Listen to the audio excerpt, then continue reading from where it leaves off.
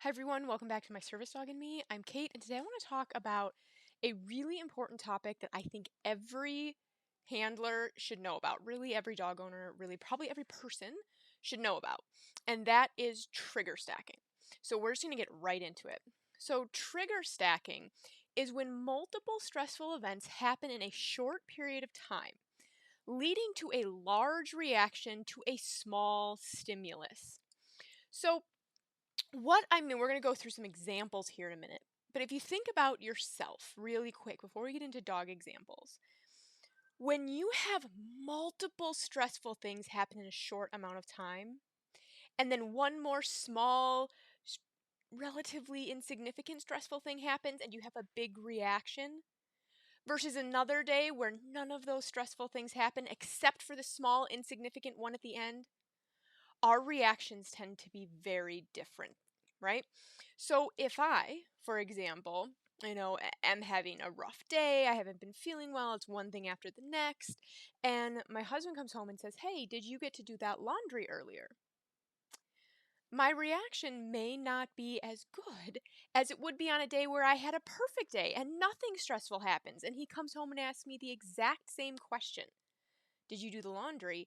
And even if my answer is no, my reaction is probably very different because it's not always our reaction to stress, and the same thing happens in our dogs, is not always about the specific thing that creates the reaction in us, but how many stressful things have happened in a short period of time.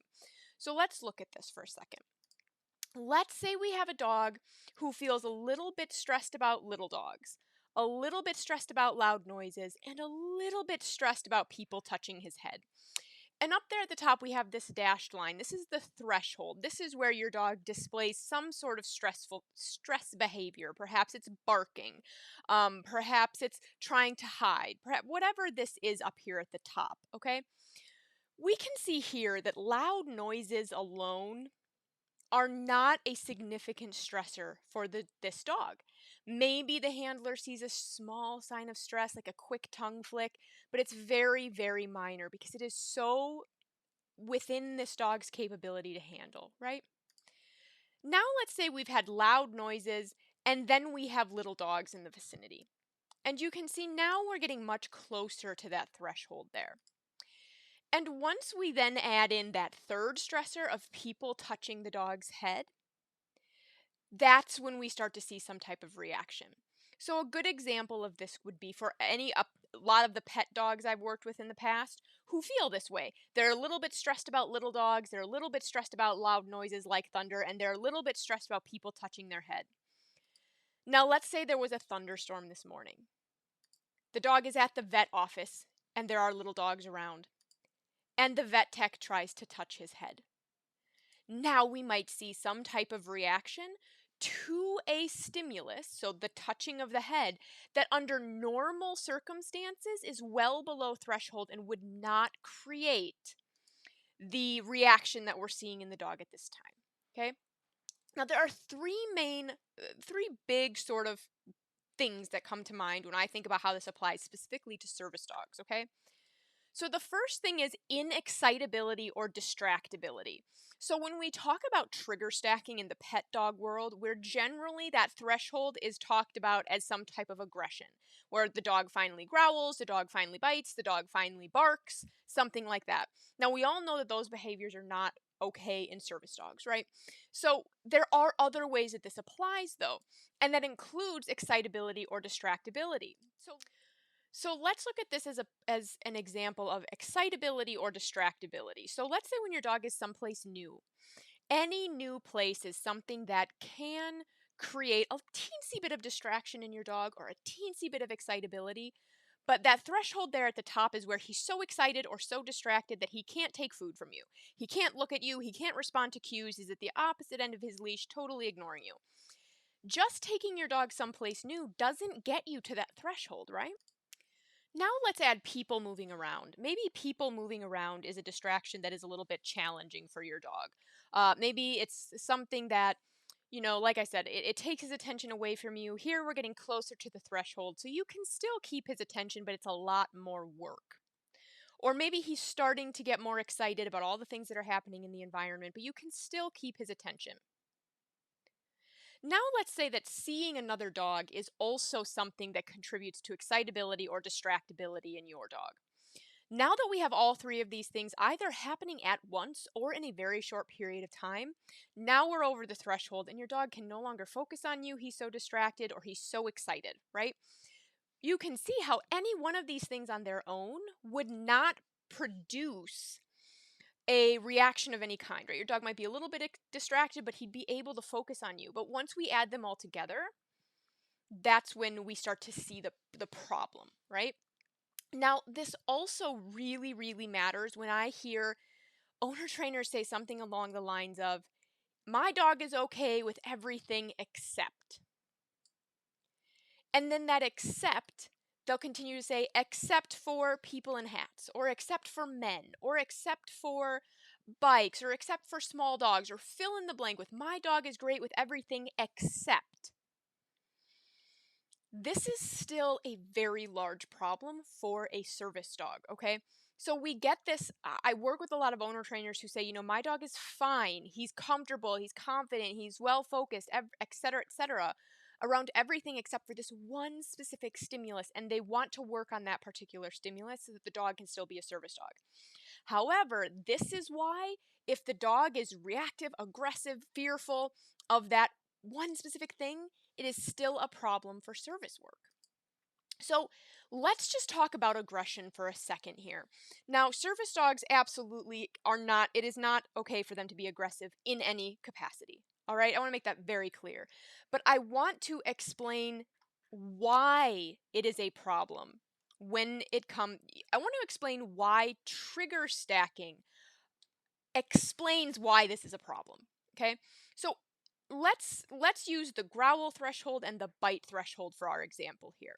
The dog in question in this, on this graph has a growl threshold of where you can see that first dashed line. That's the point at which he is so stressed or afraid or nervous or whatever that he will growl. And the second dashed line is the threshold at which he is so stressed, so afraid, so fill in the blank that he will actually lash out and bite somebody. Now, you can see here, right, if we have three specific stressors that happen individually, they are so far below the growl threshold that the handler might not even notice them. Perhaps the gray bar there, the handler notices the dog is stressed, they're doing tongue flicking, they're doing avoidant behaviors, they're displaying a little bit of nervousness, something like that. But the red bar, for example, you may not even really see the stress in your dog. But if they happen all at once, this is where we get that trigger stacking effect, and we potentially have a fearful or stressed or aggressive dog who's lashing out and growling or biting somebody. And again, this is not appropriate behavior for a service dog. However, this is why when we start to say, my dog is okay with everything except fill in the blank, that doesn't make it okay, because if we have multiple triggers happening at the same time or within a small time span, we can still see this trigger stacking effect happen.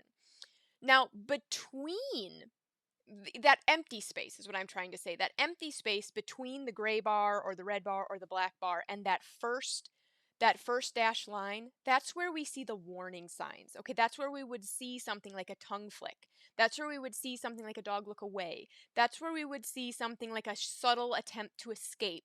Okay, that's where we would see those subtle things. That's the moment where the handler has time to intervene, to give the dog a cue, to do whatever needs to be done to avoid the negative impacts here.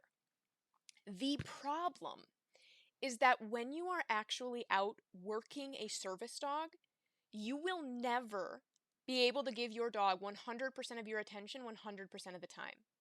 The moment you go to check into your doctor's office, you have to take your attention away from your dog.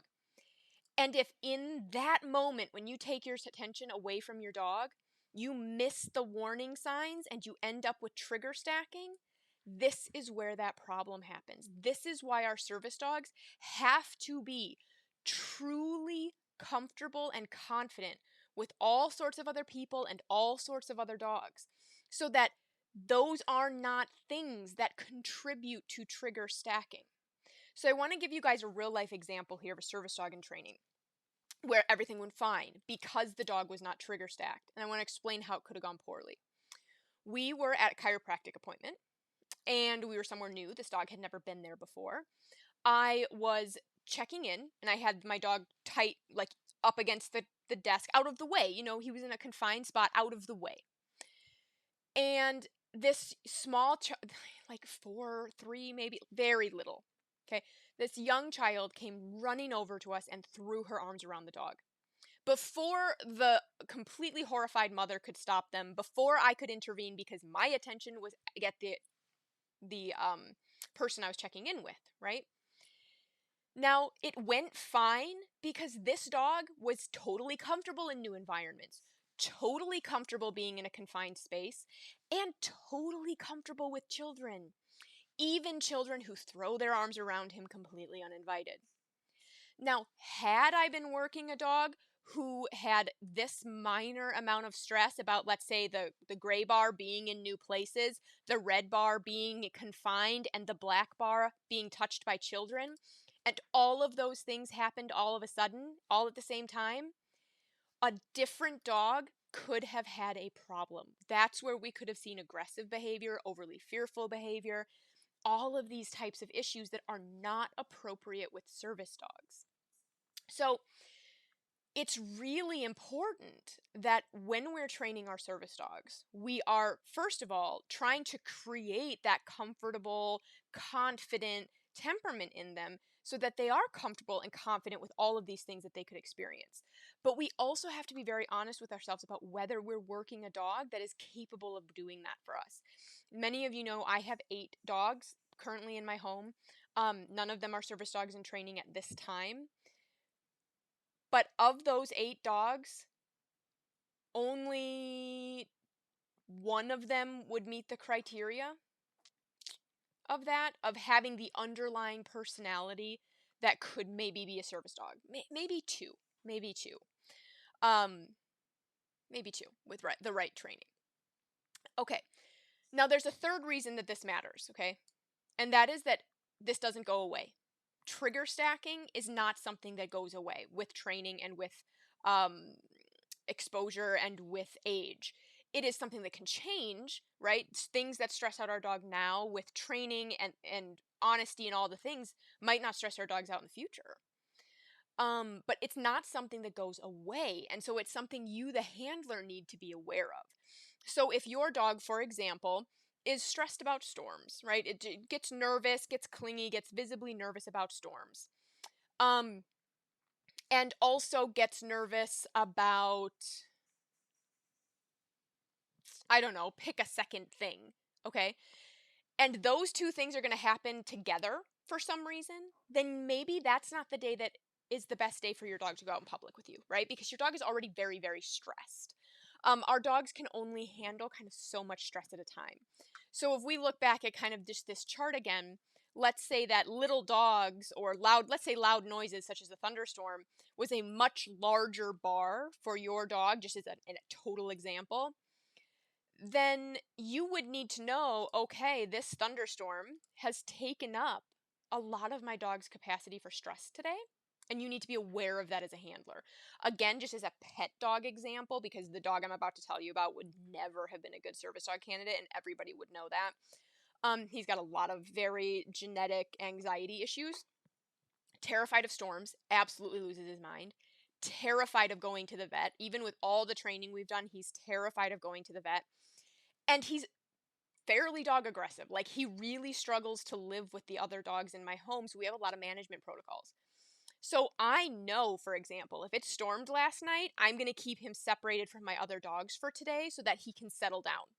Because I know living with my other dogs is so stressful for him that he's going to be trigger stacked automatically because living with other dogs is stressful and having a thunderstorm is stressful. Okay? Again, pet dog example, he would never make it as he like is a terrible service dog candidate. Nobody would evaluate him and think, "Oh, maybe." No. So just another pet dog example, but this is why trigger stacking is absolutely something that you need to understand and you need to be aware of. Regardless of the type of service dog that you're training, regardless of whether your dog is nervous about anything, regardless of any of that, trigger stacking is absolutely something that every dog owner, regardless of whether they're a pet, a service dog, or some other type of working dog, really should understand. So I hope that you found this helpful. If you have any questions, the best place to ask them is in our free Facebook group, Train Your Service Dog with Confidence, where we have restarted our live series, Let's Talk Service Dogs. So I do take questions on various topics and we do live streams on various topics and things like that. But that's going to be the best place to ask any questions that you have on this topic. And I will see you in the next video. Bye.